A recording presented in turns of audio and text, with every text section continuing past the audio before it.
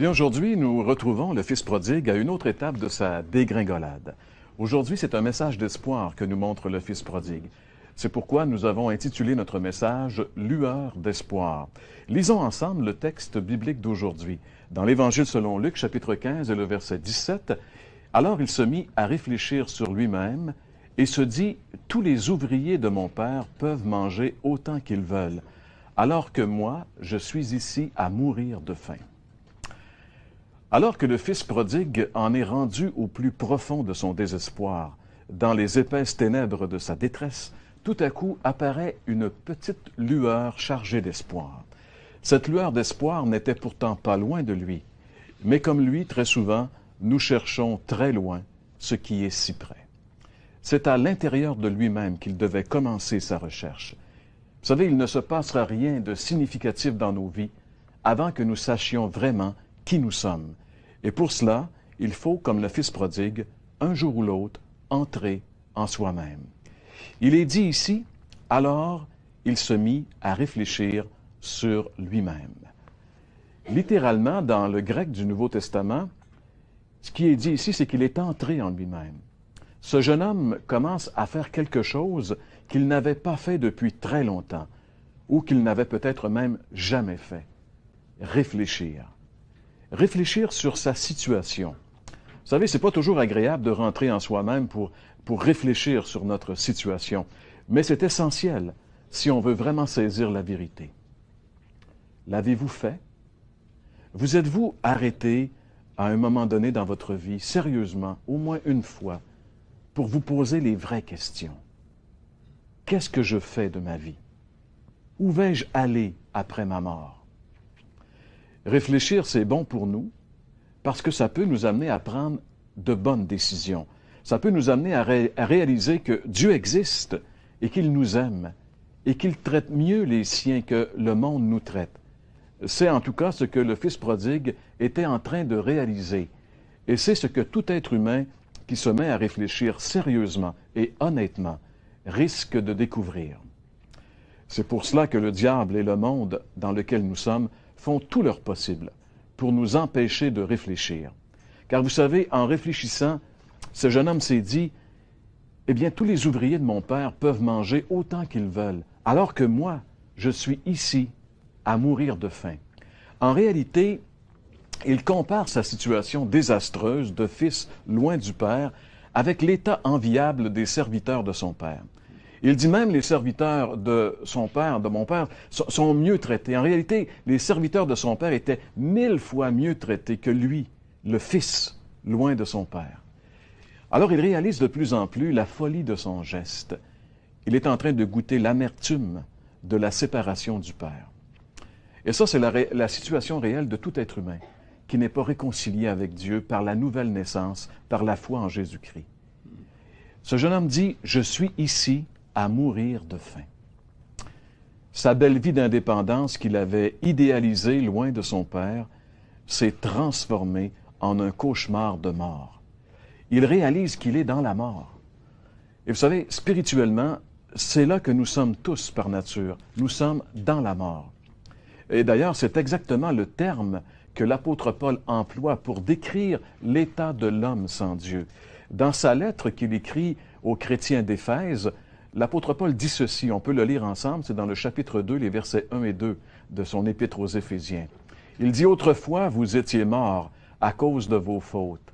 Par ces actes, vous conformiez alors votre manière de vivre à celle du monde et vous suiviez les chefs des puissances spirituelles mauvaises, cet esprit qui agit maintenant dans les hommes rebelles à Dieu. » Le Fils prodigue est en train de réaliser qu'il s'est trompé. Non seulement qu'il s'est trompé, mais qu'il a été trompé. Vous savez, la Bible dit qu'il y a quelqu'un de très puissant qui ne cherche qu'à tromper les gens et à les induire en erreur pour les détruire. Ce grand ennemi de la race humaine, la Bible l'appelle le diable. Et la Bible dit qu'il domine le monde entier.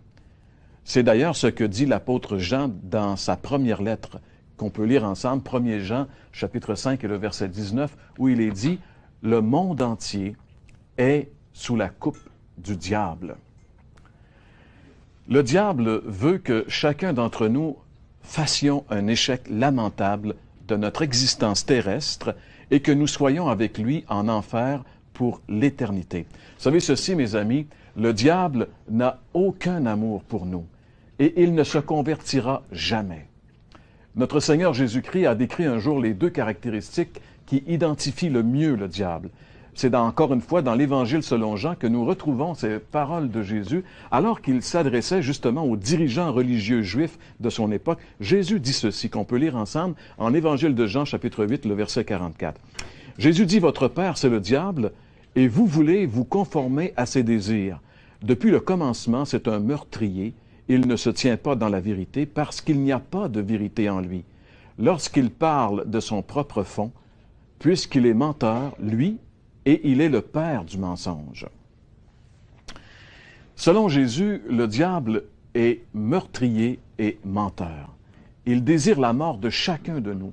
Et pour ce faire, il nous ment, faisant croire que ce qu'il nous offre à travers le monde est pour nous le meilleur.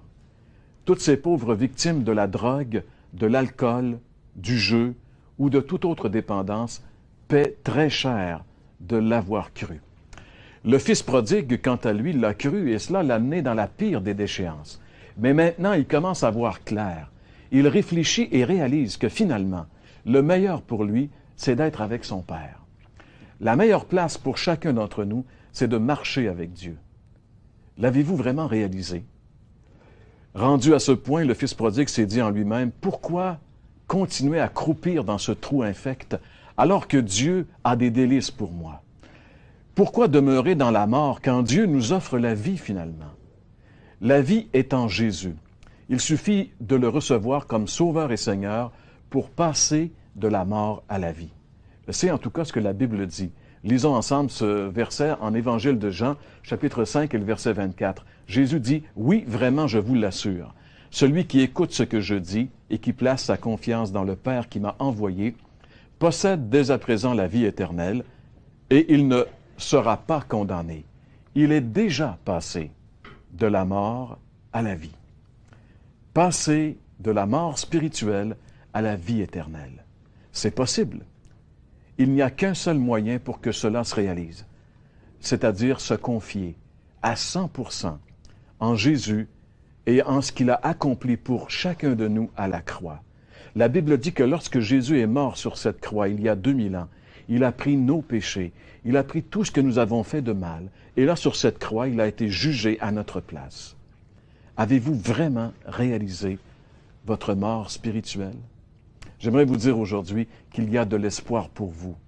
Comme le fils prodigue un jour a trouvé une lueur d'espoir lorsqu'il est entré en lui-même. De même, si vous réalisez votre perdition, il y a beaucoup d'espoir pour vous, car la Bible dit que Jésus est venu chercher et sauver ce qui est perdu. Pourquoi ne pas venir à Jésus maintenant, tel que vous êtes? Peut-être que vous réalisez que votre vie a besoin de changement. Peut-être que vous réalisez, comme le fils prodigue, que votre vie est un échec à bien des égards. Vous criez, vous aimeriez qu'il se passe un changement dans votre vie. Vous voulez vivre autrement. Vous réalisez que vous êtes dans la mort. Eh bien, j'ai une bonne nouvelle pour vous. Venez à Jésus maintenant, tel que vous êtes. Donnez-lui votre vie. Faites que Jésus, invitez-le à venir dans votre vie comme votre Sauveur et votre Seigneur. Donnez-lui votre vie. Vous pouvez lui dire simplement, « Seigneur Jésus, je reconnais que jusqu'à maintenant, j'ai voulu vivre ma vie tout seul, mais je reconnais que c'est un échec lamentable. J'aimerais vivre autrement. Donne-moi la vie. » Demandez-lui. Dites-lui, « Seigneur, entre tes mains, je m'abandonne. » Et vous allez voir ce que Jésus va faire de votre vie.